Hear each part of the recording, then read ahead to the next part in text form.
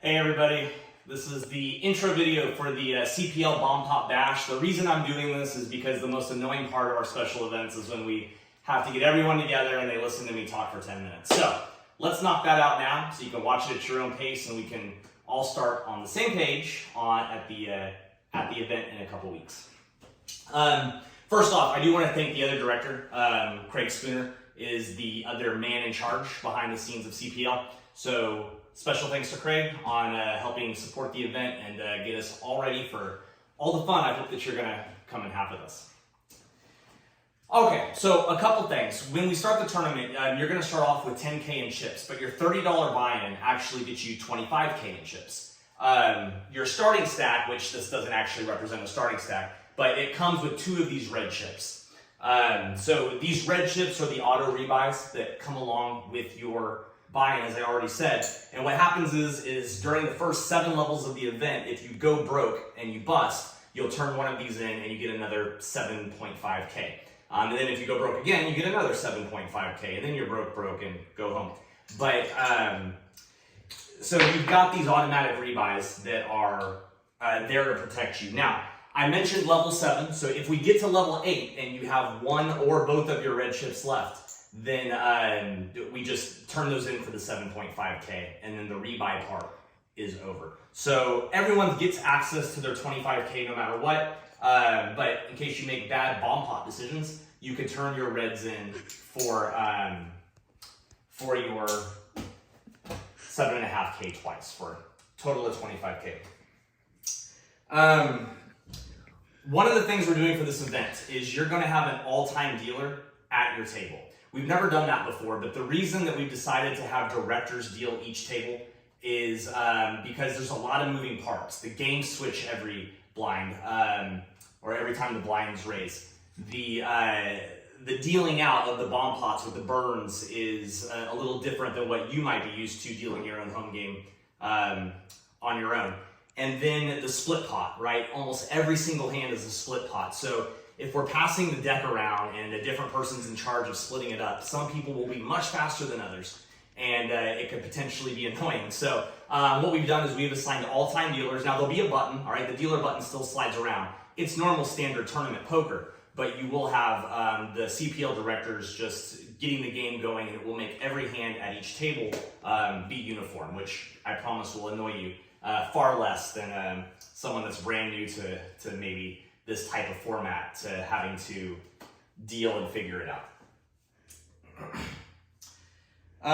All right, so I want to talk a little bit about the betting. You can come a little bit closer. And just the way that it's going to go. So if I'm kind of focused here on the table. So during a hand, I'll just deal a hold'em hand, but because of the bomb pot format, there's no pre-flop action. So let's say that the blinds are 200, 400, and that therefore everybody would put in a 200 ante, right? So here's 3 fake players, and let's say we're on one of the hold'em rounds. So everybody puts in their ante of the small blind, again, 200, 400, so there's the small blind, and that pot gets built, all right? So the down cards would be dealt, all right? So these cards would be down, but there's the hands, all right, of each player, and they would be peeking in private, and then right away, we would get the double pots. Lots of spades. Wow, okay, this is actually, I shuffled these cards, so this wasn't even planned. But anyhow, so here's the flop comes out. Now, after the flop, all you can bet is the small blind. So obviously my 10-4 here is feeling pretty good because he flopped a flush up top and a flush draw on the bottom. And he actually has a straight draw on the bottom as well. So maybe he wants to do the only bet he can do, which at this point is 200, because it's only the small blind that you can bet post flop. So let's say that these 2 dudes call. All right, hooray, and everybody sticks around. All right, both turns will hit. All right, kind of interesting. Now my flush here might have gotten messed up by a paired board, but the other flush entered, so again, not intentional, but he probably still really likes his hand. Now after the turn, the only bet allowed is the big blind, and since we're 200, 400, he can do the big blind. Now let's say that ace-4 is stupid, and he's like, oh my god, my aces and queens are good, and he wants to raise. Well, he can raise an amount equal to that, so now that would be a raise to 800. In every round of betting, you can have a bet and 3 bumps. But of course, the bumps are set at whatever the value of the round is. So during the post-flop and post-turn, you don't have to worry about anybody staying all in.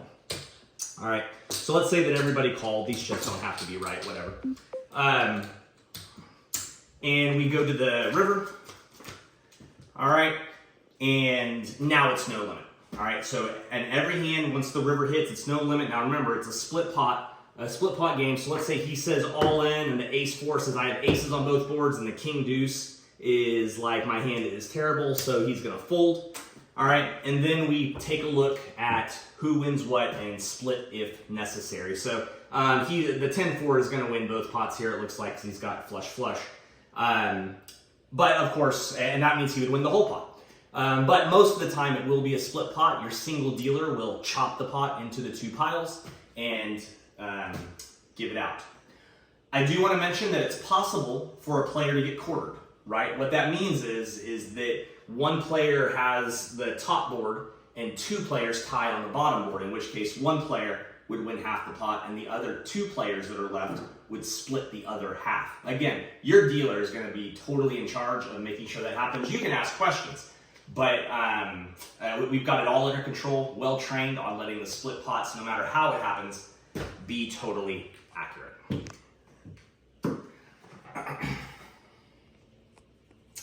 So when the blinds raise, the game switches, right? Let me steal that from you. All right, so speaking of, I just want to show you that here's the blind schedule. We'll have plenty of this posted around the event, but you'll notice this is the order that we'll go in, and we've got the odd levels and the even levels are Omaha. So let's just talk a moment about Omaha. All right, so what I have here is the end of an Omaha hand, just in case anyone really needs to hear this. Omaha is not much different than Hold'em. The only thing that you have to think about is that these 3 players, of course, you're dealt 4 down cards in Omaha, you can only play exactly 2 of your cards. All right, the rest is just regular Hold'em. So the players will play 3 from that top board plus 2 cards and 3 from the bottom board plus 2 of their down cards. Now in the double board bomb pot, you can mix and match all you want. All right, so like this player could play the ace 6 on one board and ace 5 on the other board, whatever. It's just your best 5 out of 9 cards in any way that you want to do it. But it must be 2 out of hand and 3 off the board. So the biggest thing I did doctor this board is because I want to show you that this player here does not have an ace high flush on that bottom board, which is the biggest mistake new Omaha players make, right? They're like, oh my God, there's 5 spades. Well, no, there's not, because you have to play 2 of these. So the moment you play a second card, you can't play one of, you won't be able to play 2 of these, right? And now suddenly you only have, well, 3 spades, right? Or, I mean, even if you get rid of, this guy and this guy, you still only have 4 spades. So in other words, it's impossible to flush out if you're only holding 1 of a suit. So what you can do, if you just kind of want to practice, is maybe pause this video and see if you can tell me what 2 players you think are splitting this pot, or what 1 player is winning the whole thing. The answer is that on the top board, this player is going to win with 5-8. He's got a straight, all right, with the 5, 6, 7, 8, 9. So he's got that straight up top. On the bottom board, it'll be this player over here, because he does have those qualifying spades for the flush on the bottom, and then my middle guy here would win nothing. So hopefully that makes some sense and clears up any issues that you might have with Omaha. If Omaha makes you nervous, I would say just tread lightly and maybe watch some showdowns before you get too aggressive.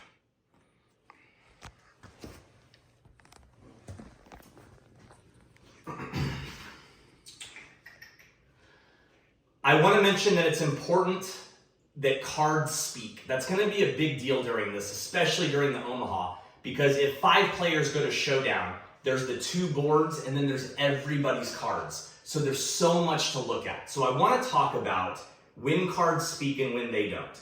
If we get to showdown and players have shown all their cards, everyone's allowed to talk, all right? Because a player might show his cards and be like, I have 2 pair, and he really has a boat. If that happens, any player at the table, all right? I mean, the dealer should be in charge of reading everybody's hand and helping. But any player at the table can be like, no, you don't, you have this. And that is fine, because the moment the hand is over and your whole cards are all revealed, the cards speak anyway. So, I mean, it'll be annoying if everybody's talking, so we don't want too many chiefs. But I don't want you to get upset if you lose a hand after a player misread his own hand, but all of his cards hit the table.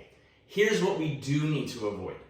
If your neighbor folds, or rather, let me rephrase, if you fold and your neighbor still has cards and not all the betting is done, don't look at your neighbor's cards, because you'll be tempted to look at his 4 cards, or even in the hold'em, look at his 2 cards, realize that he's got the nut somewhere, and maybe he's checking or whatever, and it confuses you. You're like, you know he's misreading his hand.